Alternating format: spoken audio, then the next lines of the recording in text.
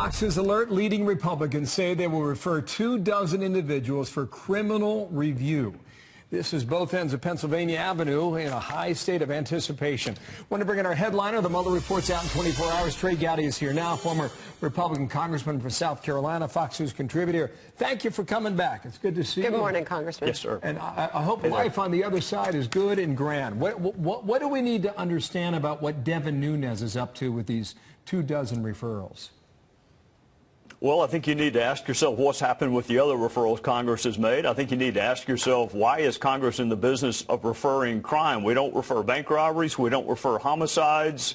I've never been a big fan of referrals. I like Devin a lot, but I've never been a big fan of referrals, except in this one limited instance.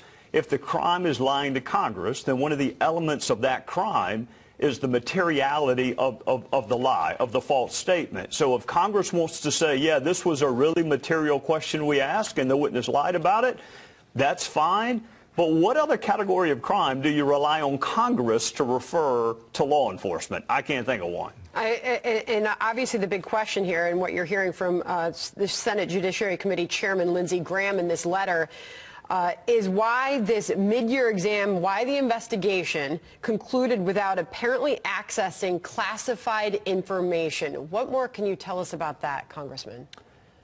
That's a huge deal, and any of us who are aware of what Lindsey is talking about realize it is a huge deal. Michael Horowitz, the Inspector General, alluded to it. We had a classified briefing on a bipartisan basis, and everyone in the room, Republican and Democrat, was very interested in this body of information, this body of evidence that, to the best of our knowledge, no one has accessed. So I like Chris Wray. I like Bill Barr, but at some point they're going to need to explain to the chairman of Senate Judiciary, we've looked at the information, we've processed it, we've made referrals, we've done whatever you need to do. But to my knowledge, Sandra, no one has accessed this information that all of us consider to be vitally important. So why would that be? Is it a general lack of curiosity, or is it something else?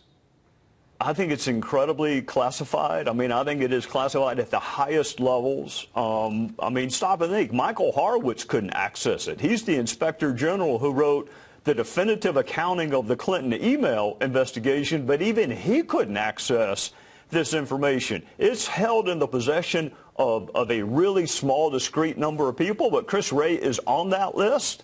I personally think that information is going to inform my fellow citizens that the Russian threat was far more than just a threat against the Democrats. It was a threat to our republic. So for that reason, for a unifying reason, I think the information, to the extent it can be, should be released without jeopardizing relationships with allies.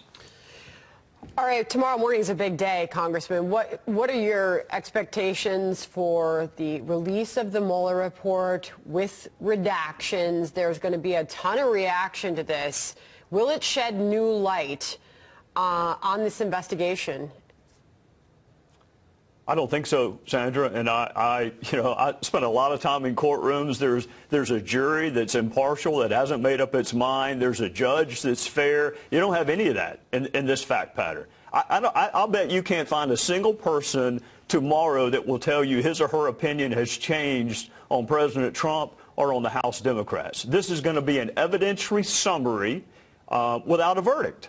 I never had a trial where there wasn't evidence on both sides. But at some point, someone has to say the more credible evidence is on this side. And that has to be a jury that hasn't already made up its mind. Who in this country has not already made up its mind? I can't find anyone. So tomorrow's going to do nothing except validate whatever your previously held conviction is, which is why I'm not a fan of releasing the report. Just come back to Russia then. I don't know how much is contained therein, and we'll wait to see what happens there. You told me 2 weeks ago that we only know 50% of what Russia tried to do in 2016. So what's the other half? I alluded to it, and what Lindsey is interested in this classified information that apparently no one's been able to access, may be the other 50%, and quite frankly, Bill, it may be more than 50%. I think when this final accounting is rendered, my fellow citizens are going to see that Russia didn't just attack Clinton and the DNC and Podesta. They attacked this country, and the best evidence of that I think is the pervasiveness of what they tried to do. It wasn't just Democrats. It was Republicans. It was groups that have nothing to do with politics. And when that story is told, I think people are going to view this as an American issue and not a Republican versus Democrat issue. But until that information is shared, right now they just think that you either like Trump or you don't like Trump. You either like the House Democrats or you don't. It's not an American issue. It's a partisan issue. That can change when this information is processed. And how the Senate Judiciary Chairman can't access it is befuddling to me. Michael Horowitz couldn't access it. So if Chris Wray has it, and I like Chris, I think Chris is doing a good job, but he needs to make a compelling case for why he cannot share it, or he needs to go tell us the full extent of what Russia did to us in 2016.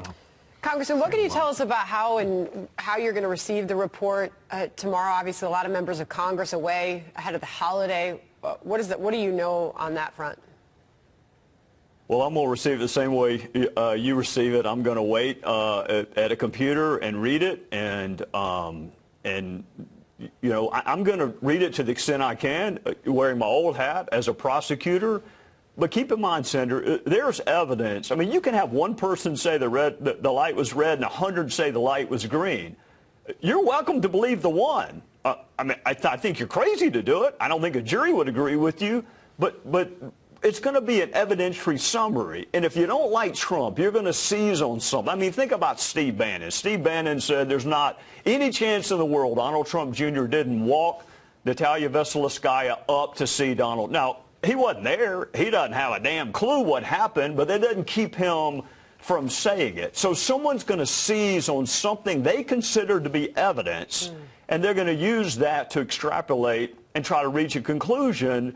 That's why you need a jury that's impartial, and we don't have that in the country. So I have low expectations. It's going to do nothing except further entrench people as to where they are today with their positions. Thank you for coming back, sir. Looks like a good day in Greenville, Yes, South sir. Carolina. Enjoy it down there, okay? Trey Gowdy, we'll see you in New York. Thank you, Congressman.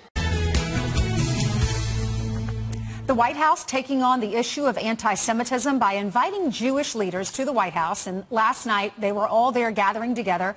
How did it go? Our next guest was actually there. That's right, Ainsley. Former Trump campaign advisor board member Jeff Balaban is the founder of Jexodus, a movement urging Jewish people not to vote Democrat. He joins us right now from our nation's capital with an inside look. Jeff, good morning to you. Good morning. Good morning. So why the meeting at the White House? Well, first of all, I just want to make a slight correction. Jexodus is not about urging Jews not to vote Democrat. It's actually urging the major political parties, and these days the Democrats seem to have the bigger problem, to distance themselves from rising anti-Semitism, because anti-Semitism is being mainstreamed, unfortunately, in our political process, and mostly by people like Ilhan Omar, etc. And the Democrats can't seem to push it back. Yesterday's event wasn't really about that, but it was certainly the backdrop to the feelings of what's happening in this festival of Passover that's coming up on Friday night, which is the Festival of Freedom. And we say in the Haggadah, in the book that we've read for thousands of years, we say that in every generation they rise, meaning our enemies, the enemies of the Jews rise up against us to try and destroy us, and God saves us. And that was on everyone's mind. I mean, it's the best of times and the worst of times right now if you're Jewish in America and around the world. It's the best of times thanks to Donald Trump. And it was a big celebration about how extraordinarily pro-Israel and pro-Jewish this president has been, and how he's really fighting. He's taken more leadership in the war on anti-Semitism around the world than any leader in history. Yeah, I mean, he withdrew from the Iran deal. He moved the embassy. He recognized Israel's sovereignty over the Golan Heights. Compare this president to past presidents and how he is helping Israel.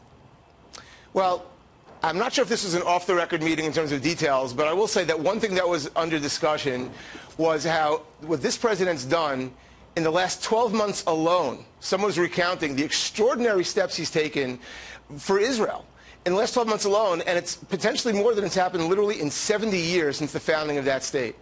And there was discussion about that because there's no question that in America and around the world, people look to how the state of Israel is treated by the most powerful country in the world, by America, with the largest Jewish community outside Israel, to take their cues as to how to react to Israel.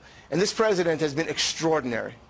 Jeff, let us ask you about this. I remember it was in the last month or so, there was this, it sounded like the House was going to write up a resolution condemning anti-Semitism after a freshman member of Congress had made a number of comments.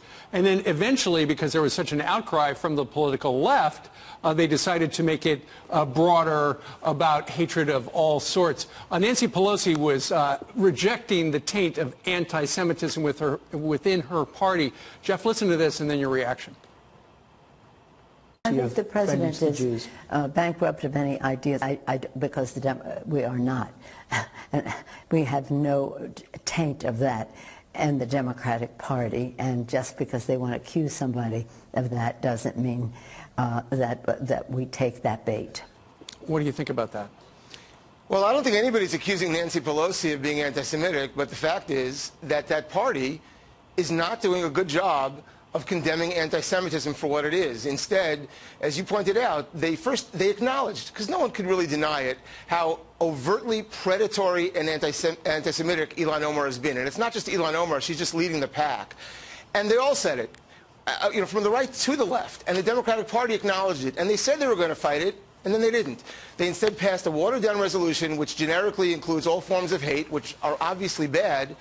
But let's face it, what's happening here is a focus on Jews. And people don't seem to know this, because I've said this on air, I've said this on Fox, and people deny it. But the FBI statistics are very clear. There is no minority group in America that's more targeted for hate crimes based on religion than Jews, by far. We're less than 2% of the population, and yet we make up about 60% of the hate crimes are against Jews in this country. And it's on the rise. Wow. No Gosh, idea. how do we change that? Well, I think people need to be aware of this, and people need to stop excusing, including the Democrats, need to stop excusing anti-Semitism by saying, well, Ilhan Omar doesn't know what she's talking about, or she's not aware, and there are a lot of problems. This itself is a major problem that needs to be focused on directly. Thank God the president is. Jeff, thank you for talking about it and coming on with us this morning.